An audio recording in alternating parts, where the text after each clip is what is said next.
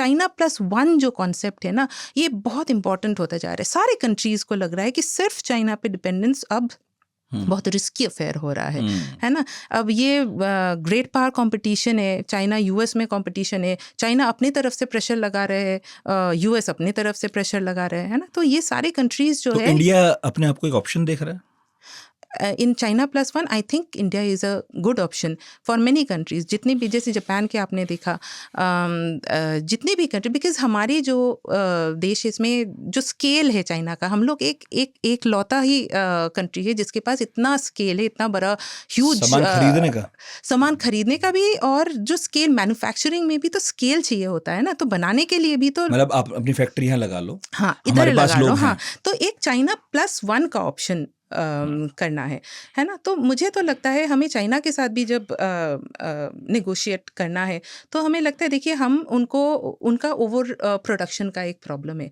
अगर हम उनका ओवर प्रोडक्शन का, जैसे कि 10% भी हमने एब्जॉर्ब किया, हमारा बिग मार्केट है ना, तो उनको हमारी डेवलपमेंट में पार्टिसिपेट करना चाहिए, ना कि बोलना चाहिए कि हम इंडिया को डेवलप नहीं होने देंगे, हम पार्टिसिपेट नहीं करेंगे, हम इन्वेस्ट नहीं करेंगे इंडिया के इंफ्रास्ट्रक्चर में या इंडिया के ग्रोथ में। उनको हमारी ग्रोथ का एक स्टोरी बनना, मतलब एक पार्ट बनना चाहिए हमारी डेवलपमेंट स्टोरी का, रादर देन सेइंग कि हम इसको डेवलप नहीं करने देंगे। देखिए, इंडिया को डेवलप करना है, वो तो करेगा ही। इतने कंट्रीज है दुनिया में, कहीं ना कहीं से हम लोग मैनेज कर ही लेंगे।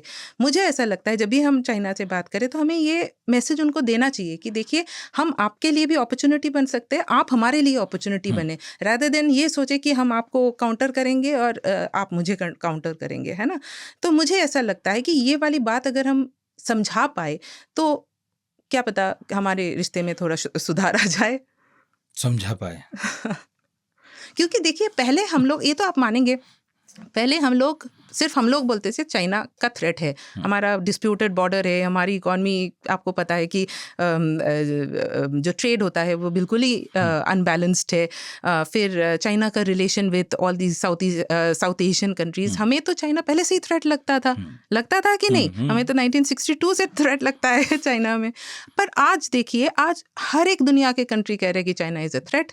तो हमारा जो रूम जो मनूवर करने का रूम है वो बड़ा हो रहा है कि नहीं हो रहा है? लेकिन बिजनेस सब कर रहे हैं, बिजनेस कर रहे हैं, पर सब कोई ऑप्शन चाह रहे, डर के कर रहे हैं, पर सब चाह रहे हैं कि एक चाइना प्लस वन होना चाहिए। कहीं 3 सोर्स, अगर आप यूरोप को भी देखेंगे, वो भी बहुत परेशान है चाइना का ओवर प्रोडक्शन से। इतना उनको उनका जो बना के दे दिया सारा उनका मार्केट, वो अभी मैंने पढ़ा कि 1 बिलियन यूरो पर डे का उनका ट्रेड सरप्लस जो चाइना का हो रहा है, तो उसको लेके वो बहुत परेशान है। चाइनीज कार्स, चाइनीज ईवीज, वो उनके मार्केट बिल्कुल फ्लड कर चुके हैं, तो वो बहुत परेशान है। सब कोई चाह रहे कि एक सोर्स से अब हम नहीं लेंगे, हमें 2 या 3 सोर्स चाहिए, है ना। तो ये एक अपॉर्चुनिटी है इंडिया के लिए, और ये वाली बात हमें चाइना को भी बोलना चाहिए कि they should also participate in our growth story and they will also be benefiting from our market. Equation ऐसे होना चाहिए, rather than कि only China wins. मेरे मन में जिज्ञासा है जानने की कि क्या इनकी भी आपस में रिश्तेदारी हैं? जैसे भारत पाकिस्तान अलग देश हैं, लेकिन रिश्तेदारियां हैं, दोस्तियां भी हैं। चीन और ताइवान के बीच में पीपल टू पीपल कनेक्ट कैसा? पीपल टू पीपल पहले तो बहुत अच्छा था, बहुत। अभी हम लोग आई थिंक 2-4 साल पहले मैं गई थी ताइवान में फॉर अ शॉर्ट विजिट, कोई कॉन्फ्रेंस था उसके लिए गई थी। तो वो बता रहे थे, तब उन्होंने जो चाइनीज़ टूरिस्ट है उनको रोक रखा था बिकॉज ऑफ, तब लाई चिंगते आए थे, उनके जो प्राइम मिनिस्टर अभी जो है वो आए थे अब, और उनके प्रति चाइना का जो रिएक्शन है वो काफ़ी खतरनाक है। तो उसके प्रोटेस्ट में उन्होंने जितनी भी चाइनीज़ टूरिस्ट थे वो रोक रखे थे। इन अ वे ताइवान को पनिश करना चाहते हैं इकोनॉमिकली। तो इससे पहले ये जो डीपीपी का गवर्नमेंट है, उससे पहले मैं बोल रही हूँ जब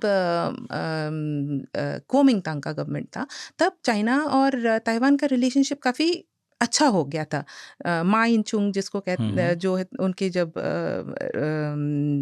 प्राइम मिनिस्टर थे, तो तब चाइना और ताइवान का काफ़ी अच्छा रिलेशन बना था, काफ़ी पीपल टू पीपल एक्सचेंज होता था, व्यापार तो है ही, लॉट ऑफ चाइनीज इन्वेस्टमेंट्स इन पढ़ने भी जाते हैं स्टूडेंट्स, हाँ, पढ़ने बहुत जाते हैं, बहुत सारे लोग पढ़ने जाते हैं, और ताइवानीज कंपनीज इतना इन्वेस्ट कर रखे हैं चाइना में। सिर्फ पॉलिटिकल?